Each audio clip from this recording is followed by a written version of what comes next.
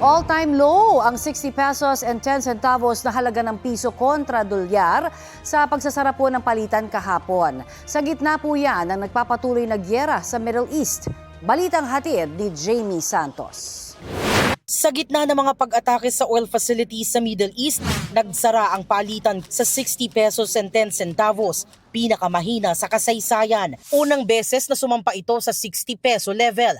May punto pa sa intraday trading na umabot ito sa 60 pesos and 40 centavos. Mula nang sumiklab ang gulo noong February 28, nasa 58 peso level hanggang 59 peso level ang palitan. Ayon sa propesor at ekonomistang si Emmanuel Leyco, unang mararamdaman ang epekto nito sa pagtaas ng presyo ng mga inaangkat na produkto. Kasi ang mga inaangkat natin, ang ginagamit natin ay dolyar. So ang ibig sabihin niyan, ay mas maraming piso ang kailangan para makabili tayo ng mga ini-import natin sa labas.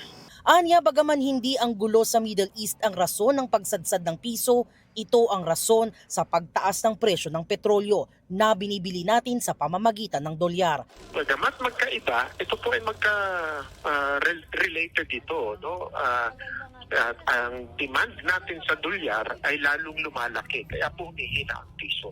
Isa sa direktang apektado ng pagsadsad ng piso ang mga importer. Tumaas rin ang kanilang gastos dahil sa nagmahal na petrolyo. Sa ngayon, di pa sila nagtataas ng presyo dahil may dati pa silang stock. Ngayon kaya pa. Pero 2 weeks from now, maraming mga negosyante kataas ang presyo yan dahil may mga bago na kami mga inventories, mga stocks sa parating na sure po, nandun po yung effects ng pagtaas ng logistics and importation cost. Umaasa rin ng mga importer na makakatulong ang pamahalaan sa pamamagitan ng tax incentives o subsidy. Lalo't mas ramdam nila ang epekto ng mahinang piso, bagamat nakikinabang naman dito ang mga exporter. Ayon kay Philippine Exporters Confederation Incorporated President Sergio Ortiz Luis, inaasahan na raw nila na aabot sa lagpas 60 pesos ang foreign exchange rate. What is important is that it doesn't come very fast, yung depreciation ng peso, and it doesn't create inflation. In this case, hindi siya mabilis, and I don't think it will create inflation.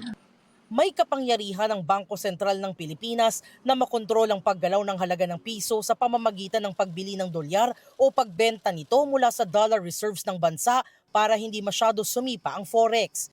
Sa isang pahayag, sinabi ng BSP na batay sa flexible foreign exchange rate policy, ang iniiwasan lang nila ay ang malakihang paggalaw ng palitan ng piso na maaring makaapekto sa inflation. Hindi raw nito polisiya na maipako ang piso sa iisang level. Ang magagawa lang ng Bangko Sentral, katulad po ng sinabi ng BSP Governor, ay pangalagaan yung stability ng ating currency.